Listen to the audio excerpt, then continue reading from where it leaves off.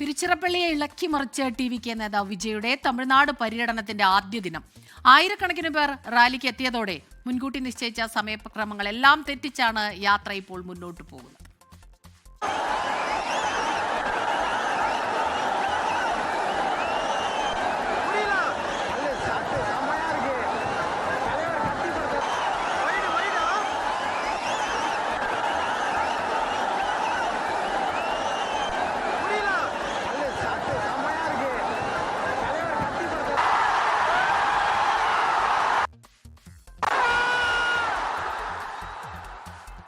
DMK സർക്കാരിനെ കടന്നാക്രമിച്ചാണ് വിജയുടെ പ്രസംഗം. DMK തെരഞ്ഞെടുപ്പ് വാഗ്ദാനങ്ങൾ പാലിച്ചോ എന്നും സർക്കാർ ജോലിയിൽ സ്ത്രീകൾക്ക് 40% സംവരണം നൽകുമെന്ന് പറഞ്ഞിട്ട് എന്തായെന്നും വിജയ് ചോദിച്ചു. വിദ്യാഭ്യാസ ലോൺ എഴുതിത്തള്ളുമെന്ന വാഗ്ദാനം നടപ്പിലായില്ല. ഡീസലിന് 3 രൂപ കുറയ്ക്കുമെന്ന ഉറപ്പ് പാഴായില്ലേ എന്നും വിജയ്. ഒരു ചില മണ്ണ് തൊട്ടാ ரொம்ப நல்லது, சில நல்ல காரியங்களை இந்த இடத்துல இருந்து தொடங்கினா நல்லதுன்ட்டு இந்த பெரியவங்கெல்லாம் சொல்லி நம்ம கேள்விப்பட்டிருப்போம் இல்லையா? அந்த மாதிரி திருச்சியில தொடங்கின எல்லாமே திருப்பமுனை அமையும்னு சொல்லுவாங்க.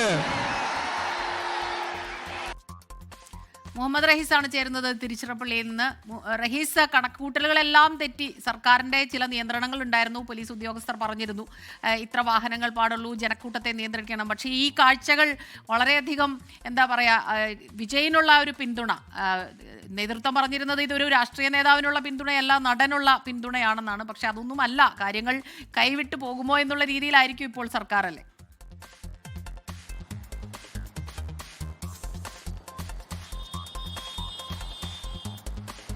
സ്മിത, സർക്കാരും ഒപ്പം തന്നെ പ്രതിപക്ഷവും, പ്രത്യേകിച്ച് AIDMK BJPയും ഒക്കെ വലിയ അങ്കലാപ്പിൽ തന്നെയാണ് ഈ റാലി കാണുമ്പോൾ, അല്ലെങ്കിൽ ഈ ഒരു പര്യടനത്തിന്റെ തുടക്കം കാണുമ്പോൾ.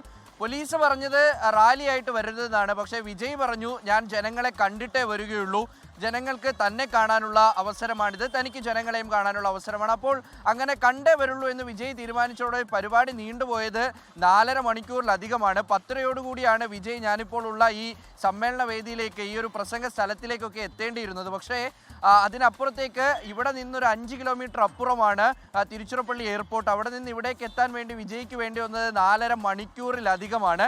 അരമണിക്കൂർ കൊണ്ട് എത്തേണ്ട സമയമാണ്. അങ്ങനെ റാലി വേണ്ട എന്ന് വിജയ് തീരുമാനിച്ചു, പാർട്ടി അത്തരത്തിലൊരു തീരുമാനമെടുത്തു. പക്ഷെ അതിനപ്പുറത്തേക്ക് ജനങ്ങൾ ഇരച്ചു വന്നു, വിജയെ കാണാൻ വേണ്ടി ആളുകൾ വന്നു. അത് കേവലം ഒരു നടനെ കാണാൻ വേണ്ടിയിട്ടുള്ള ആളുകളല്ല എന്നുള്ള ഒരു വിലയിരുത്തൽ ഇപ്പോൾ പ്രധാന പാർട്ടികൾക്കെല്ലാം തന്നെ ഉണ്ട്. പല പ്രധാന പാർട്ടികളുടെ നേതാക്കളുമൊക്കെ അടക്കം പറയുന്നത് തങ്ങൾ വിചാരിച്ച കണക്കല്ല, വിജയ്ക്ക് അതിനപ്പുറത്തേക്ക് ഗ്രൗണ്ട് പിടിക്കാൻ കഴിഞ്ഞിട്ടുണ്ട് എന്ന് അനൗദ്യോഗികമായി പലരും പറയുന്നുമുണ്ട്. അത്തരത്തിൽ കാര്യങ്ങൾ പോയി. അങ്ങനെ വിജയ് എത്തി.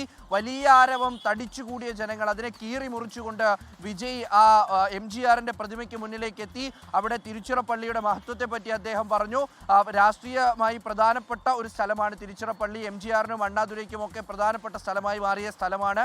അങ്ങനെ അതിനെപ്പറ്റി കുറെ പറഞ്ഞു. ശേഷം DMKയുടെ ഈ തെരഞ്ഞെടുപ്പ് വാഗ്ദാനങ്ങൾ, 505 തെരഞ്ഞെടുപ്പ് വാഗ്ദാനങ്ങളിൽ സിംഹഭാഗവും അവർ നടപ്പിലാക്കിയില്ല എന്ന വിമർശനം വിജയ് ഉന്നയിച്ചു.